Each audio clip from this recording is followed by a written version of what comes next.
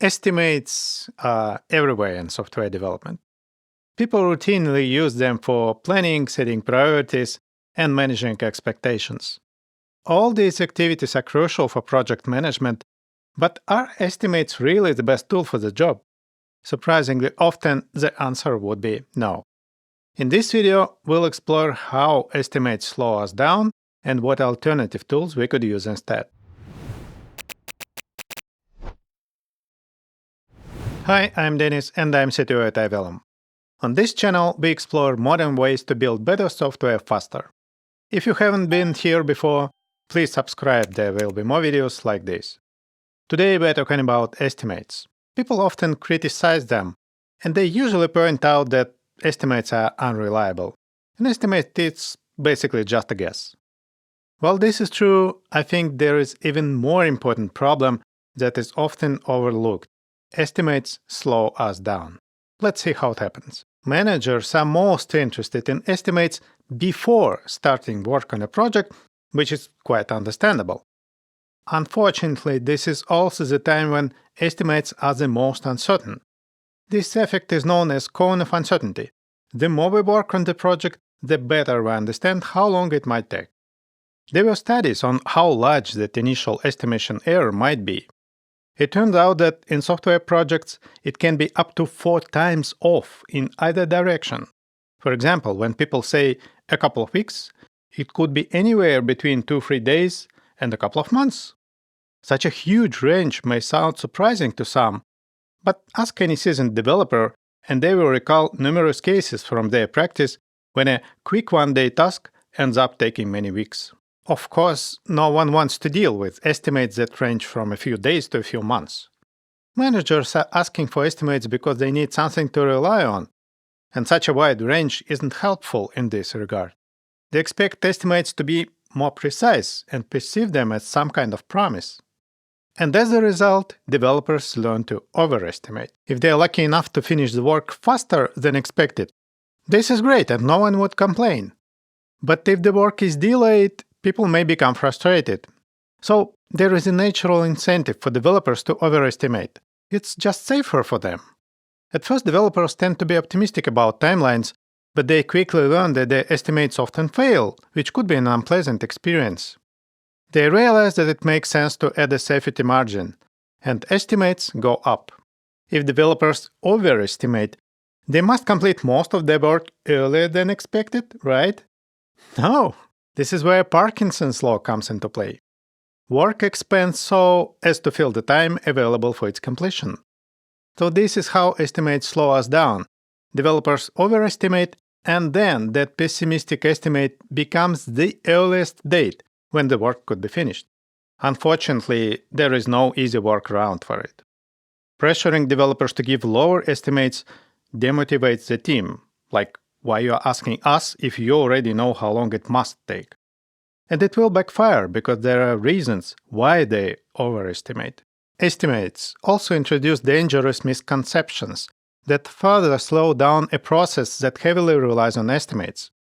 As Frederick Brooks famously noted in the Mythical Man-Month book, men and months aren't interchangeable. If one developer can complete a project within a month, it doesn't mean another developer can do the same. Maybe they can or maybe not, it depends on their skill, experience, productivity, and how well they know this project area. However, this important aspect is often neglected. For example, in Scrum, people plan their work relying on universal task estimates and team capacity, while in reality, performance may vary significantly depending on who is assigned to which task. It contributes to the list of reasons why people reserve extra time in project plans to handle various unexpected situations. But for whom is this situation unexpected? Most managers would agree that, generally speaking, men and months aren't interchangeable. However, it's really hard to account for that in frameworks like Scrum, so people consciously choose to ignore it and just add some extra time to hide planning inefficiencies. It's understandable that people want their software development process to be predictable. Many organizations go to great lengths to achieve this. For example, by estimating all their work, calculating team velocity, introducing burn-down charts, and encouraging developers to give more accurate estimates. The truth is, it has its price, and the price is slowness. Software development has some unpredictability by nature, because it's not a fully repeatable process. Of course, there are some routine tasks, but developers don't spend too much time on them due to code reuse and automation. Most of their time is spent on something new. It could be working with a new library or an API that they didn't use before, or debugging a tricky bug. Developers simply don't know how long it might take, so the only way to achieve predictability is to overestimate. For some companies, sacrificing speed is a reasonable trade-off for predictability. However, if you are interested in moving faster, it makes a lot of sense to accept that software development can't be fully predictable. We'd better allow some degree of variation and uncertainty. That doesn't mean that the project would become chaotic and unmanageable, though. We'll now explore techniques for managing projects without relying on estimates too much. We aren't going to throw them away completely. Estimating is a useful tool, but it should not be the only tool that we know. Let's talk about situations when we need to fit into a certain budget or timeline. For example, we've got a small idea stage investment for our startup, and we have only a few months to demonstrate its potential to get more funding. Another example, we are running an e-commerce store and would like to upgrade our discount and bonus program before Black Friday. These are examples of natural deadlines, when we need to get something out of the door before the deadline, or the world will move on without us. In such situations, we'd better operate in the deadline mode rather than estimate mode. Deadlines may sound scary. They're often associated with stress, burnout, cutting corners, or poor planning overall. Even the word deadline sounds bad. We certainly don't want anyone to die. Such a bad reputation pushes people away from deadlines towards safer estimates, which I think is very unfortunate. Deadlines aren't bad. Of course, there are many ways to abuse deadlines, like setting arbitrary deadlines or asking in for estimates and then treating them as deadlines. However, as we just discussed, there are plenty of ways to abuse estimates too. Estimates aren't safer. Neither deadlines nor estimates are a bad concept. They're just tools, and how we use these tools makes all the difference. On the surface, estimates and deadlines may look like close concepts. They both are about project completion time, but they work very differently. When we ask for an estimate, we assume that the project scope is more or less fixed, and the completion time is flexible. When we set a deadline, the time is fixed, but we must accept that the scope may vary. It might be tempting to fix both time and scope, but experienced managers know this is a bad idea. Either we won't be able to complete everything, or there will be problems with quality, or the timeline must be so relaxed that the project won't look viable from the business perspective. So, when setting a deadline, we should allow flexibility in the scope. One of the greatest things about deadlines is that they facilitate prioritization. When we don't have enough time to complete everything, we naturally ask, okay, what's the most important? Great question! There are usually many ways of achieving the same goal when building software, and not all features and requirements are equally valuable. Time constraints force us to set priorities, and clearly defined priorities significantly reduce the project risks. The approach that we use at iVellum when we need to meet a deadline is a combination of the fixed time and budget flex scope technique and continuous delivery. This is how it works. Step 1. Write down all known requirements as separate features which we could ship independently. Step 2. Prioritize the features from the most important to the least important. Step 3. Establish conditions for continuous delivery. Ensure that the production environment and CI pipelines are ready. And 4. Ship the updates frequently, starting with the most important features, and keep the system fully functional at all times. Continuous delivery helps further de-risk the project by ensuring that the MVP lands in production as early as possible. After that, we continue adding features to it, trying to build as much as we can before the deadline, and continuously testing the system as a whole. Deadlines aren't a magic silver bullet that solves all problems. They work great in some situations and not so great in others. When to use them? When there is a natural deadline that we can easily explain to the team, and it actually makes a lot of sense to explain it. First, we need to get a commitment from the team, and people are reluctant to commit to arbitrary deadlines, which is quite understandable. Second, knowing why the deadline is set helps us understand what would be critical to ship by that date, so it guides our work.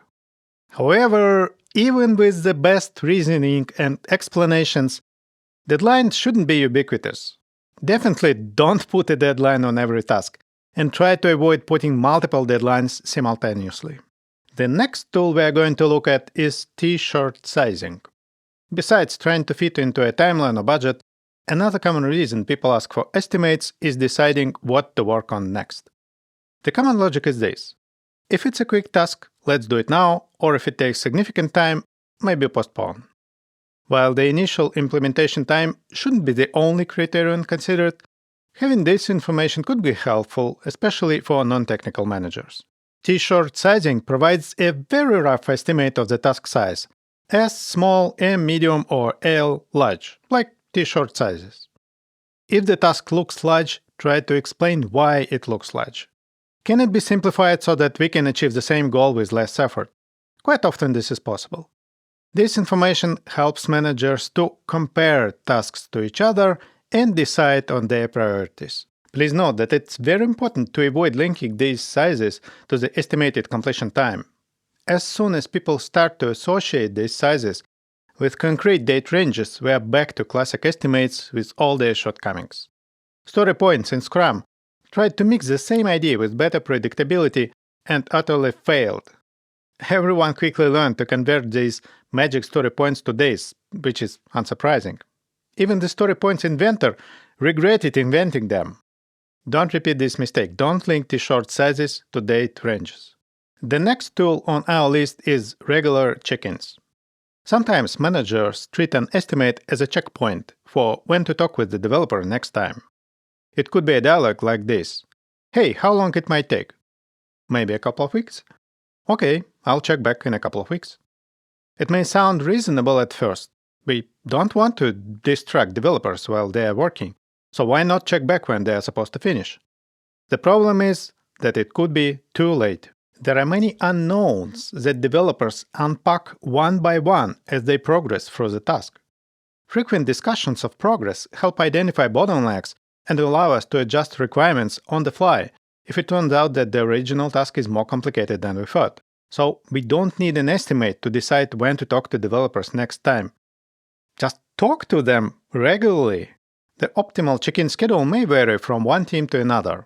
Some use daily stand-ups, while others prefer weekly or another schedule. Stand-ups are usually associated with Scrum, but you don't have to go full Scrum to do stand-ups. Just do stand-ups. When done right, regular check-ins minimize waste of time and keep the manager well informed about the real situation on the project. Okay, but what about situations that don't fall into one of these buckets? We don't have a specific timeline to meet, and it's not about deciding what to work on next or when to check the progress. There could be situations when we just need a good old estimate. For example, an important client is pressing us and asking when the feature they want will be completed. In such cases, ask for an estimate later, if you can. Remember about the cone of uncertainty. The more we work on the project, the better we understand when it can be completed. When developers haven't started yet, they may have no idea. However, as they make progress, it should become more evident what it will take to complete the project, and we'll likely get a more reliable estimate that would be safer to communicate to someone else. Just don't forget to multiply it by 2. Okay, let's summarize. Estimates are overused in software engineering, which often leads to poor planning and underwhelming team efficiency. While estimates have their place, they shouldn't be the only tool in the manager's toolbox. There are other tools that work better in many situations. If you have a timeline to meet, use deadlines. Being flexible with scope, rigorous prioritization, and continuous delivery is a recipe for success. If you need to decide what to work on next, consider T-shirt sizing. There is no need to ask for an estimate to decide when to check the task progress. Just check it regularly, no matter what, and the progress will be more reliable. Finally, if you just need an estimate, See if you can give developers a few days to work on the task before asking for an estimate. It significantly improves the chances of getting a more accurate figure. Some of you may be thinking, it won't work in my company because it just doesn't work this way here. And you might be right. Organizational change is no easy task. If a large company has been doing things in a certain way for years, it requires tremendous effort and power to change it. However, if you have some flexibility in your team and care about team efficiency, I think at least some of these practices I described could be useful for you. And that's all I have for today. See you next time.